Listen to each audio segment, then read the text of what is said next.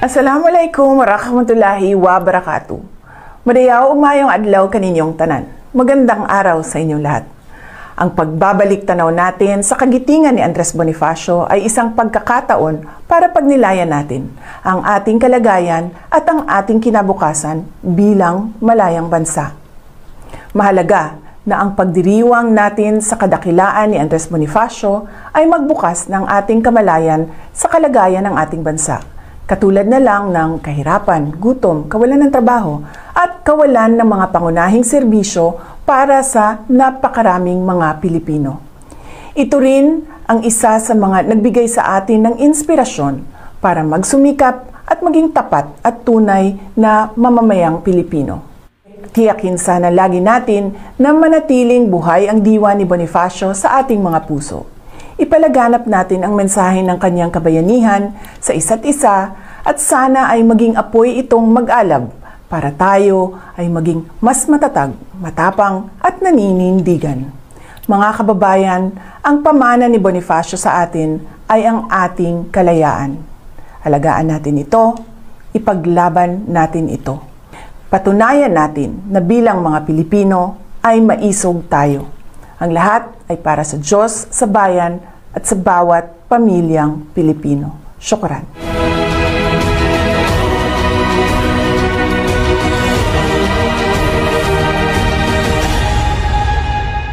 Namasahe po ako dahil gusto kong ilabas ang aking hinaing bilang isang Pilipino at bilang isang taxpayers.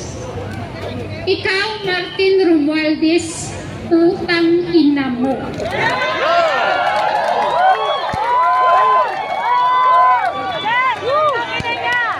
Martin Romualdez! Baba ka na dito, sir! Paglaban mo yan, sir! Martin Romualdez. Ang kapal-kapal ng mukha mong nakawin ang pera naming mga Pilipino.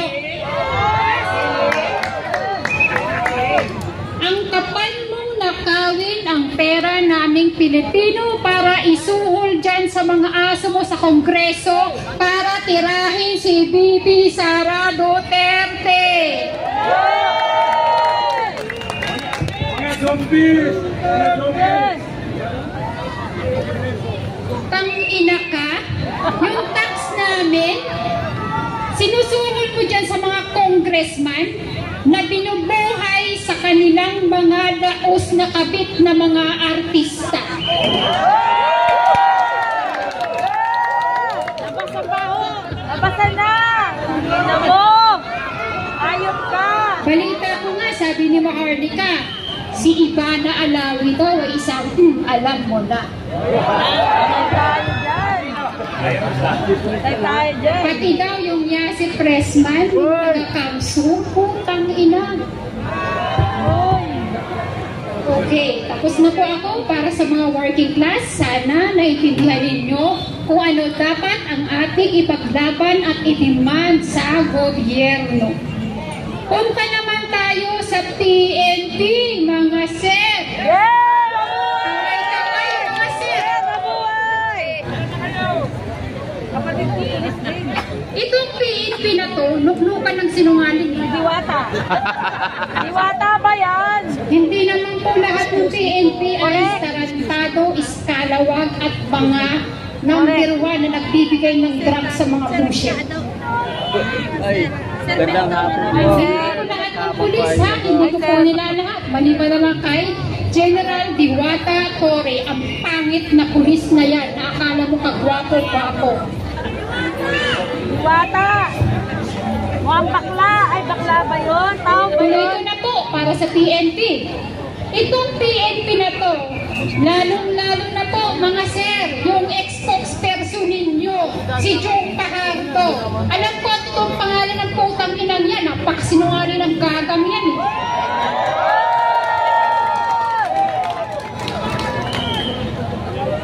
Gaga siya? Hindi ba niya napanood yung video? Ha? Siya pa ang may gana. Kayo pa ang may ganang magkaso?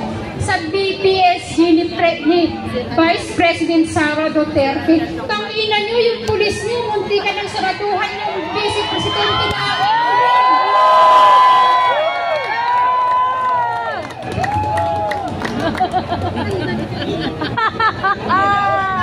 Damay-damay na talaga. Putang ina nilang lahat. Ano? Okay. Babae lang katapat nyo. Si Jong Fajardo, hindi ko alam kung anong gender pronoun niya. Bakla ba siya, tomboy, babae o lalaki? Ang alam ko lang makapal ang mukha niyang magsinungaling. Itong spokesperson ng PNP. Galit na galit ako dito sa tarantadang to eh. KOGC pa lang eh. May ginawa ng kalokohan yan eh. Silang dalawa na General Torre. Diwata. Hoy, Madam! Madam Jong Fajardo, kung sino ka mang Poncio Pilato ka. Yung estrella mo sa balikat, hindi mo deserve yan.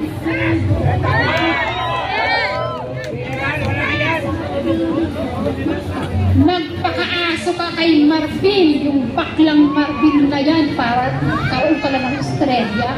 Nagpakaaso ka kay Martin Romualdez, tarantada ka, pulis ka pa naman, abogado. Dapat para sa Pilipino siya.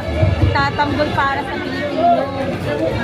Magkapagsinungaling, Jong Fajardo, iba na po ang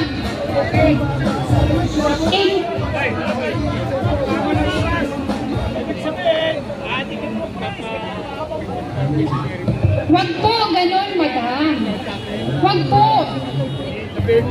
Pagbibintangan mo pa kaming bayaran, 200 pesos, pupunta kami dito.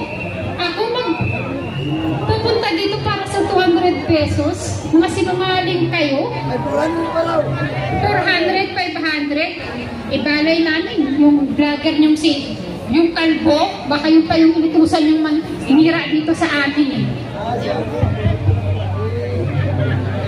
Doon tayo sa AFP. Tapos na ako sa mga pulis na yan. AFP. Lalong-lalo na yung head nila na si Romeo Brownie. Hindi ko siya tatawaging browner kasi isa siyang brownie, aw, aw, aw.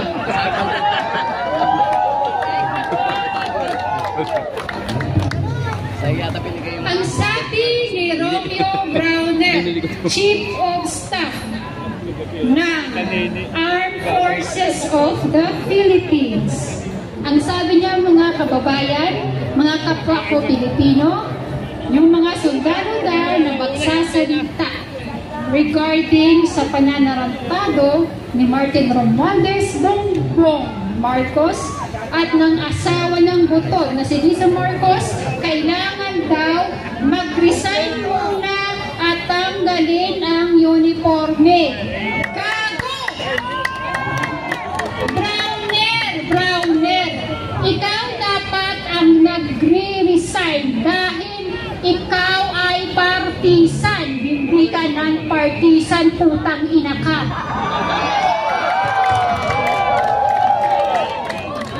Huwag mong idamay ang mga matitinong sundalo, Browner, kasi hindi sila katulad mo. Bakit? Dahil may mga sundalo na hindi na gusto ang nangyayari sa Pilipinas.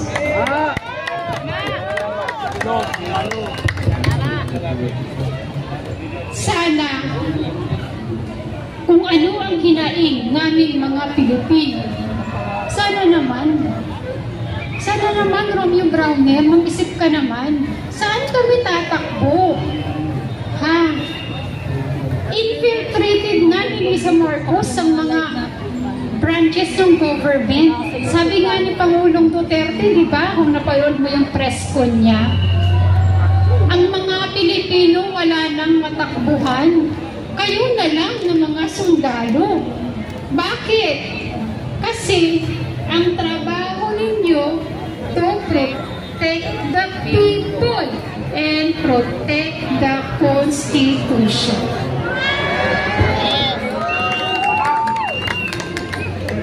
Mga kababayan,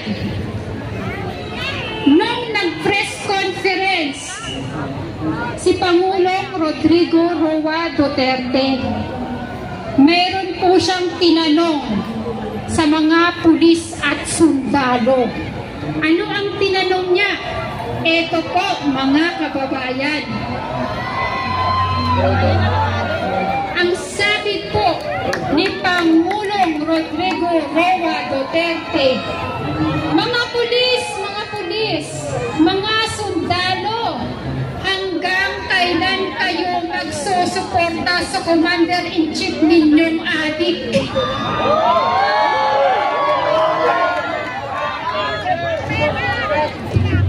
Bongbong bangag! Bongbong bangag! Bongbong bangag! Bongbong bangag! Bongbong bangag! Bongbong bangag! Ngayon, kami pong mga Duterte supporters tumugon po sa panawagan ni Pangulong Duterte. Pumunta po kami sa Facebook page ng Armed Forces of the Philippines. Nagtanong po kami doon, mga kababayan, which is karapatan natin siguraduhin na tayo pa rin ang pinoprotektahan ng AFP. Tinanong po namin sa Facebook page ng Armed Forces of the Philippines.